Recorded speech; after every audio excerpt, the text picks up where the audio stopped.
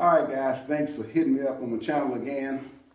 This is Marvell McFadden, and this is McFaddenism that you're about to listen to. Recently, in one of the comments on one of the shows that I did, someone asked me to provide proof that God, if I could provide proof that God actually existed. And I thought that's kind of a funny thing to ask me, but I'm going to try to do my best to give you the proof. Now, first of all, I'm going to tell you that proof is more a function. It's not a function so much of the evidence, but it's a function of how the evidence is processed. Let me give you an example of what I'm talking about.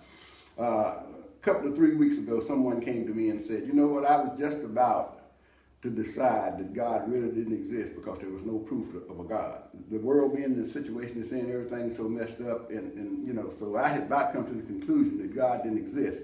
But when Mr. Trump won the presidency, I thought, well, there's got to be a God in heaven because at least Mr. Trump is in office. So that was proof to that person. Mr. Trump's election was proof to that person that God existed.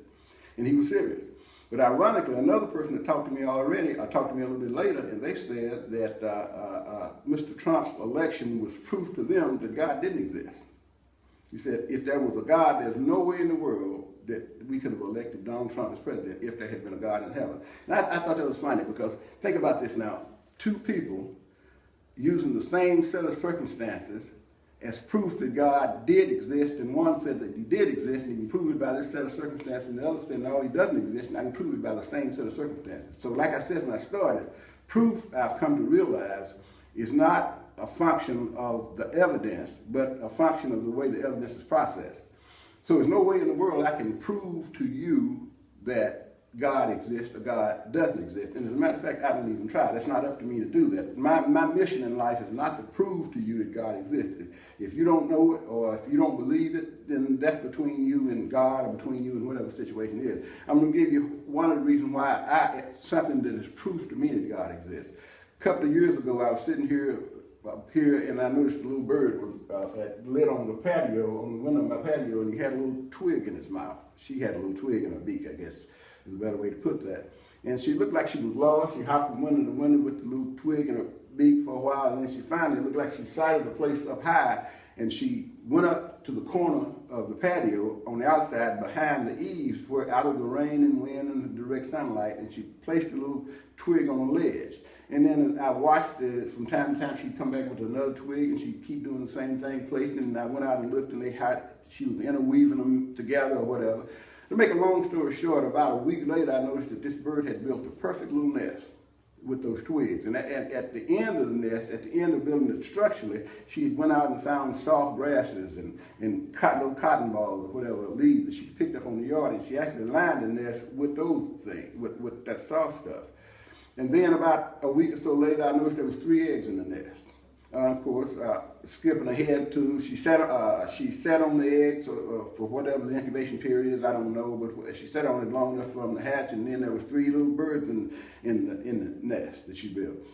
I noticed one day she had taken the eggshells out and thrown them. She cleaned the nest out, and that little bird was sitting there with her mouth open, and she was sitting on the edge of the nest with a grasshopper or some kind of small insect in her mouth. So she fed the birds.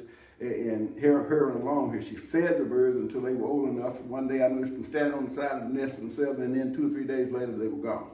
Now, a year later, one of those hatchlings that had hatched the previous year came back to my property, and she built a nest and did exactly the same thing on the other side of the patio.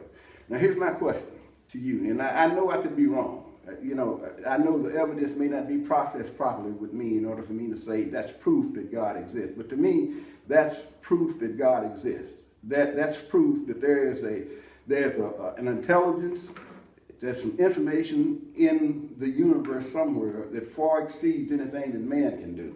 Now, I've got 2 possible scenarios as far as the little bird is concerned. Now, either that little bird received some kind of encryption in her DNA from some superior source on how to build a nest and how to do all of these things. Or that little bird, during the course of the winter, flew off to Massachusetts and took a class in structural engineering at MIT or something. So now, I don't believe that happened. I personally lean toward the fact that some unseen supernatural force enable that little bird to build that nest and then reproduce a bird that could actually build a nest and repeat the process. To me, that's logical. That makes sense. Now, no, I don't know who that is. Don't know God personally. I've never been to heaven. I haven't seen God. This is a function of what I believe. This is my faith. Now, faith is not believing that you know. Faith is actually knowing that you believe. I don't know what happened, but I believe as a result of the evidence that I see that somewhere in the great beyond, somewhere exists an intelligence that's superior to ours. And I call him God. You call him what you want to, or don't call him anything at all. But I don't think that you can deny, or well, maybe you can, but I can't deny that there's I have enough evidence to support the theory, as far as I'm concerned, that God does exist.